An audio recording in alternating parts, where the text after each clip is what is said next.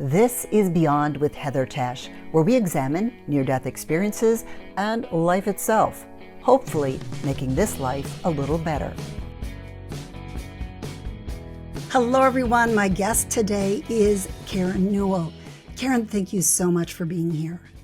Oh, Heather, this is going to be a fun conversation. Thank you for inviting me. Well, it's great to have you here, especially starting out a new year. You are the co-author of Living in a Mindful Universe and also the co-founder of Sacred Acoustics. So we're going to get into all of this, but let's start with something that a lot of us want to do, but we have trouble doing. And this may be a perfect time to do it because we're starting out a new year, and that is meditation. So why should we meditate? Well, I learned a lot about meditation. When we first started studying it here in the West is when some university researchers invited Tibetan monks to come and be study their brains. And they found that their brains were different than other people who didn't have long time meditation practices. And they were able to stay calmer in stressful situations. They found that they had stronger immunity so they could fight viruses and other types of diseases. And it was really kind of fascinating to hear this because I had always thought that meditating monks, went into a cave and didn't interact with anybody. And it sounded like kind of a lonely existence. And I didn't understand the benefits. So those studies really started to open my eyes. But I also was taking courses in like healing touch for animals, Reiki, animal communication, things like that. And every single time in these classes, they would lead us in a meditation. And I didn't really understand why that was important. And people would say, oh, I saw, this beautiful doorway. And I'm thinking, all I saw was blackness. This is crazy. Why do people do this? And yet I persisted because I would see other people having these kind of amazing experiences, a really broad range. And so I was very curious to really generate my own type of experience. And that's what drew me to meditation. And so there's, those benefits of better health, but I was more interested in the benefits of getting to know myself in a different way than just, what I looked like and what my job was and being a parent and all of that. I knew that there was something going on in there. And through all the reading I had done, I learned that meditation could help me get into more alignment with that non-physical part of ourselves. Some people might call that the soul. But I was very curious about that because I had always wondered as a child, why am I here? What is my purpose? And was never really satisfied with the answers, except when I read, you can find out for yourself by going within. Ask yourself that question. You have the wisdom. And that's what drove me to get into it. But lots and lots of reasons for people to start a meditative practice. One thing I like that you said is that you stuck with it. And I think a lot of people give up and they say, I just can't do it. So what is your advice for them? Well, I was one of those people too. I stopped, I started, I tried again. I would be taking a class. They would say, oh, now we're going to meditate. Here I am again, needing to meditate. I didn't want to join a Buddhist organization or something like that. And so I was just doing it on my own. And that's where we kind of can lose the motivation to do it. But what I would do is just sort of like set up mini retreats for myself. So if I told myself, oh, I have to do this every day for however long, every day for the rest of my life, that was a little bit intimidating. But if I told myself, well, I'm going to do it just for this weekend, I'm going to set aside, longer periods of time, or say, I'm going to commit to this for 2 weeks. And what I would do is I would bring in a specific goal. So a lot of times when you meditate, there is no goal. The goal is just to watch your breath and wait to see, what happens. And when I would do that, I just had racing thoughts going through my mind. I was a busy project manager, and so lists of things I needed to do, conversations I needed to have. And I didn't think that was meditating. And so I kept trying different techniques. So first of all, don't think you have to do it every day for the rest of your life. Think of it as shorter term kind of goals, and bring a personal goal into it. So one goal might be to change that belief system that you can't meditate, for example. Keep it simple at first. And so I would bring into a meditation, just that, you know, I can do this. I am capable at meditating. Or, you can move on to different types of intentions to do with relationships and new jobs and things like that. So I would bring practical things into my meditations. And that seemed to be very helpful too, because as a project manager, I always wanted to be doing something. And of course, meditation is where you're just in that state of being. But I didn't understand that at first. And so having these goals helped me stick with it, and also trying different techniques.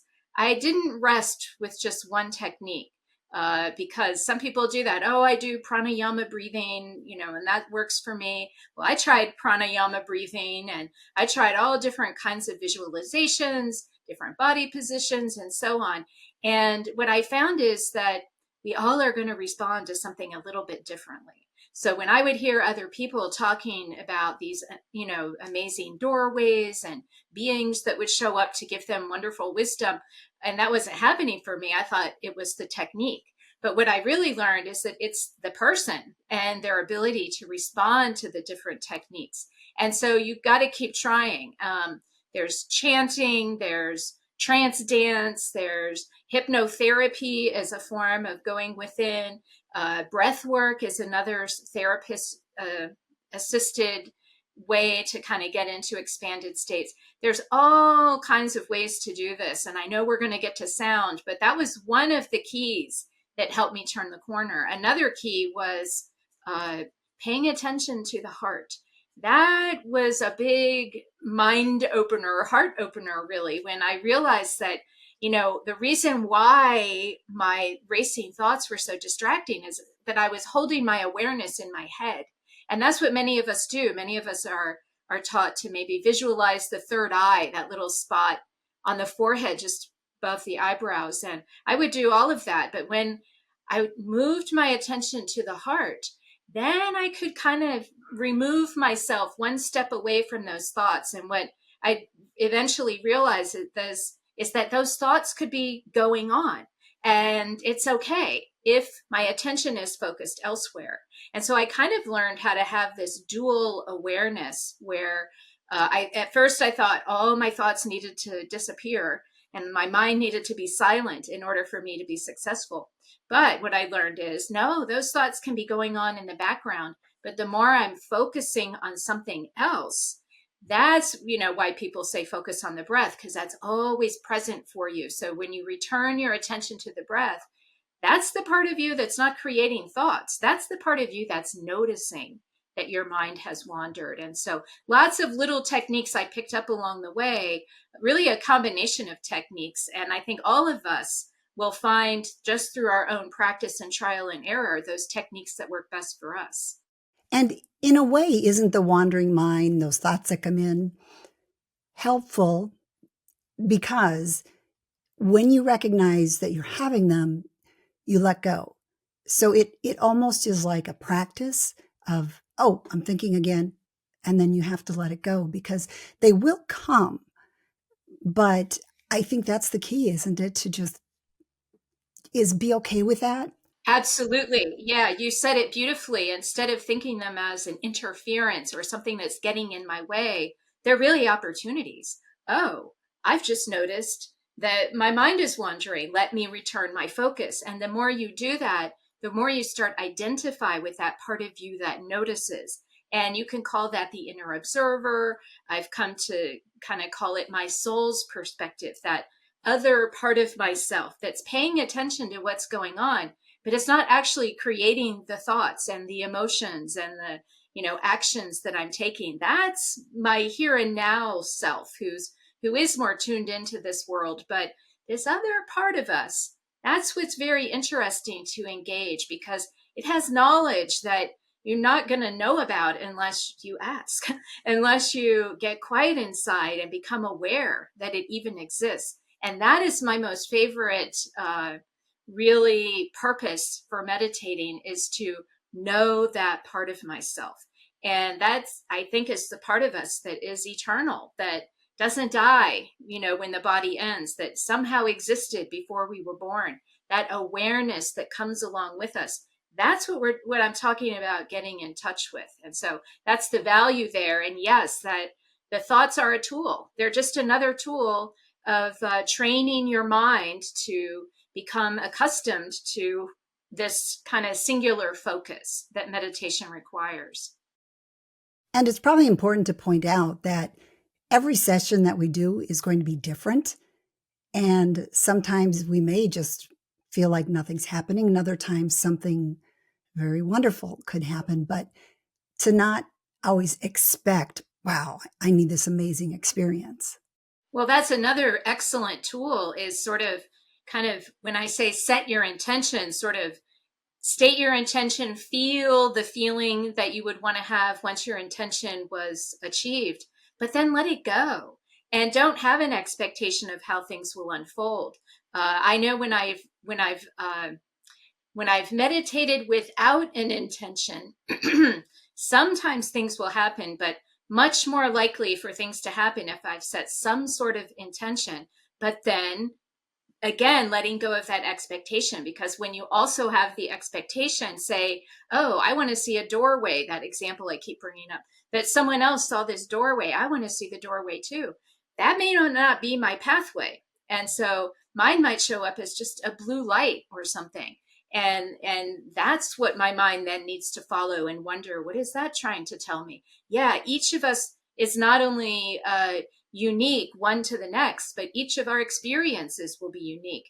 And sometimes we can be doing the same exact techniques, and then maybe, I don't know, months, couple years later, you try those techniques again, and oh my goodness, this is different. This is maybe some techniques that you're used to using don't work as well, but then other techniques that didn't used to work suddenly work now. And so I think that speaks to that our energy is always evolving, and what we're thinking about, what we're responding to emotionally in our lives, all of that will affect our experience when we get quiet inside, because that's what we're starting to pay attention to, is our inner world instead of our outer world. And speaking of those emotions, sometimes unexpected emotions can come up when you start to meditate. I know that shocked me, and I thought I would go into this meditative state and then feel like I was going to cry. And I would think, oh, I guess I'm not going to meditate now. This is, this is getting in my way, this emotional response. But what I learned was that's what my inner observer wanted me to pay attention to in that moment, is some emotion that hadn't been properly processed. And so eventually I learned that all experience is valid experience, whether so-called nothing is happening, something's happening. And I remember being at a retreat once where someone was kind of complaining about nothing's happening. And the instructor, I'll never forget this, said, well, what are you feeling? It described to me what that feels like. And he's like, oh, well, it's just this big nothingness, this big expansive, zone where I'm just doing nothing. And she's like, so you're just being? And he's like, yeah, it's really great, actually. Because I think he was a busy Hollywood producer or something. And she's like, that's your something that's happening. That nothingness is one of those things that his mind wasn't wandering. He was just in this state, and he thought something should be happening, when in fact, he had reached what many people might call the zone or the void, where truly nothing is happening, no space, no time. And this is actually a goal of many meditators. So people want to be careful when they say nothing is happening, because something is always happening, and it's related to whatever it is your system wants to experience right now, or what it wants your attention to go to. And I learned that sometimes those things are very mundane, like you said, and not so useful, but maybe that day that's, just what I get. And I learned over time that, those really beautiful, kind of wonderful experiences that happen sometimes, they're few and far between, but they're so special. And I think if they started to happen every single time, we meditated, they wouldn't be so special.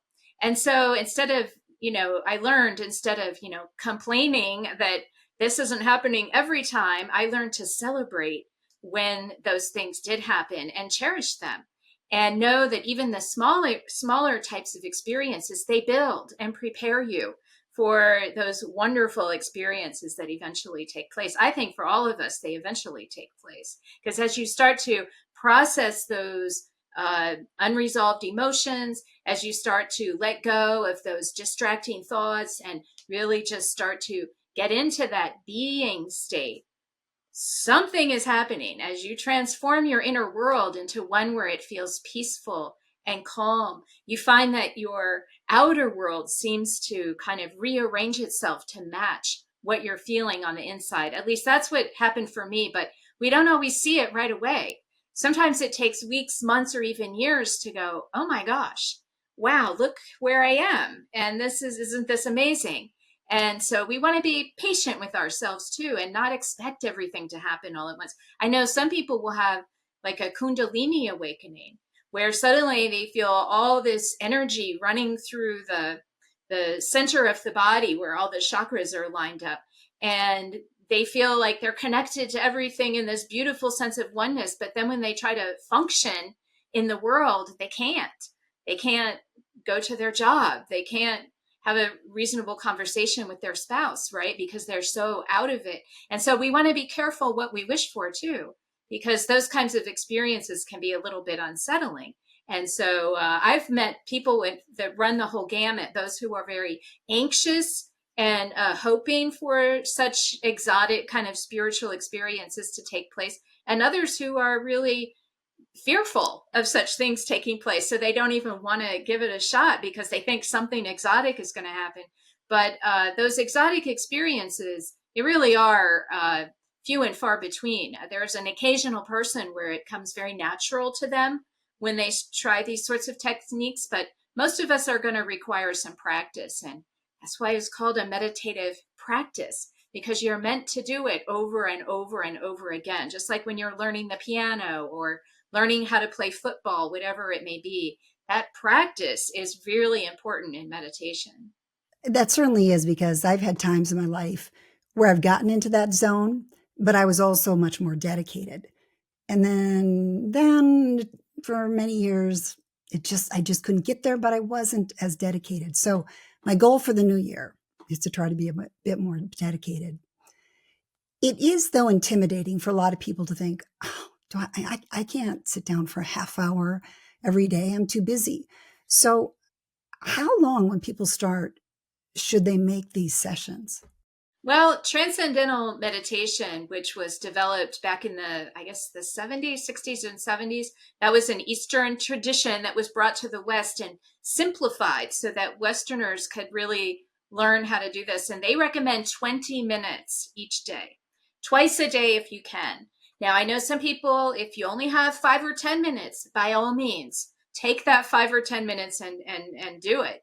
But 20 minutes is the minimum that is generally recommended for anyone, but longer periods will take you into deeper states. But at first you want to do it like, find a time where, like, first thing in the morning when you get up, take 10 minutes, even then, to just sit and breathe and, start with those 10 minutes. Take a break in the middle of your day when, if you're working a regular job, you must have an opportunity to take a break. Use your break time for that 10 minutes, 20 if you have it, and start to get quiet inside. And it's really just a matter, I'll give you a very simple technique if any listeners haven't done it before, or even if you have, imagine that your breath is moving in and out of your heart instead of your mouth and nose. Just have that imagination, pretend that it's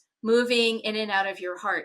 Just doing that several times a day can be very, very useful. It can bring you into a centered space. It can make you feel calm. Sometimes I would do this when I was stuck in traffic and I would be commuting. I didn't close my eyes, but I would focus on my heart.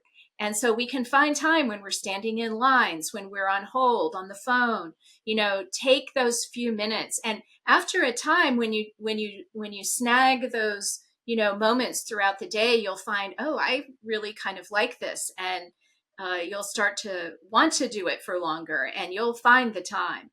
But yeah, I know it can be incredibly challenging when you have, I know I had a teenage daughter when I was first really putting my efforts into this. And so I would do it very often in the evenings as I was, after I was in bed, getting ready to fall asleep. Or if I would wake up in the middle of the night, couldn't sleep, that was a common problem for me, I would do it then, right? So I think I've given a plenty of different ways of how you can try to work it into your day. But even while you're lying in bed at night, falling asleep, imagine your breath is moving in and out of your heart.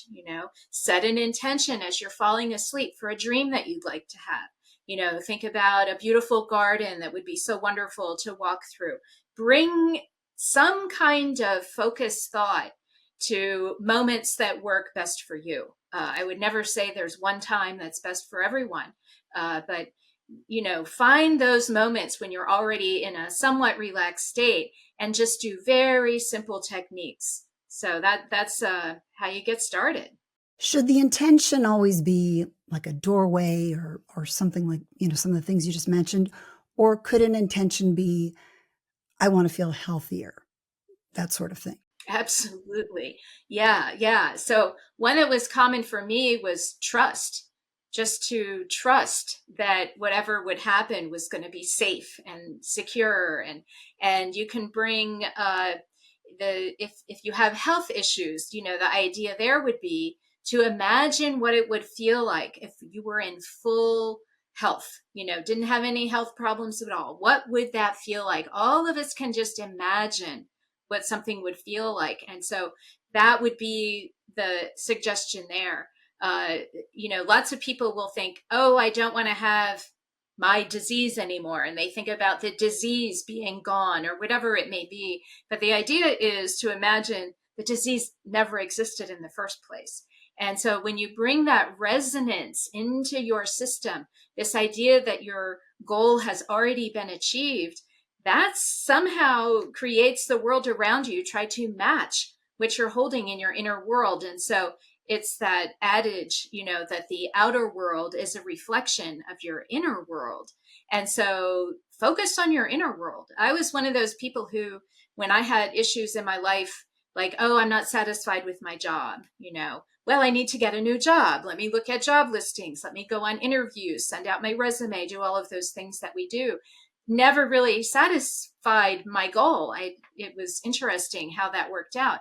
But when I started focusing on my inner world, then it became obvious, oh, I'm leaving this job and doing this, right? So it no longer was a task. It was just something I was compelled to do, and opportunities started to present themselves. And so it's a kind of a backwards way of thinking, but it really is quite effective once you start to see it in practice. Well, and I do think a lot of people think, oh, they're wasting time. But as you just mentioned, the benefits really extend well beyond the session that you're doing. They do. The benefits are quite tremendous when you start to take time to do this. I mean, when people, the tricky thing is finding the method that works, that gets you into a space where you feel like the mind is getting quiet. And this is where sound was incredibly helpful for me at quieting the mind. And sound was what really turned into the foundation for everything else. And so it's easier for me to talk about the benefits of listening to particular sounds than meditation without the sound, because I had that so prevalent in my kind of techniques. But the particular sound that really helped me quiet the mind were things like tuning forks and gongs, brass bowls, crystal bowls. I think many of us have heard these beautiful kinds of instruments. Many times they're combined together in something called a sound bath, where that's all you do is you show up and someone will play a gong and then they'll play a bowl. And if you're familiar with those sounds, they all make this sound like sort of this wah, wah, wah, wah, in all different beautiful kinds of harmonics. But that really seemed to capture my attention, and my mind would kind of follow the sound, or my system would kind of get into that monotonous sense of the sound. And that started to help quiet my mind in rather amazing ways. And I want to talk a lot more about that sound because you have, I guess, a trick sort of to really get our mind in that zone that we're trying to get in through meditation. So when we come back with the next episode, let's talk about sacred acoustics and the very unique and special thing about this type of meditation that you are sharing with others. Okay, that sounds good. Yeah, I look forward to that. All right. Thank you so much, Karen. Thank you. And for all of you listening, by the way, if you like this, give it a like, share, and stick around. Make sure you come back for the next episode. Thanks so much for joining me on Beyond with Heather Tesch. That was part 1. Make sure to listen to part 2. And if you liked what you heard, please hit the thumbs up button and subscribe for more episodes.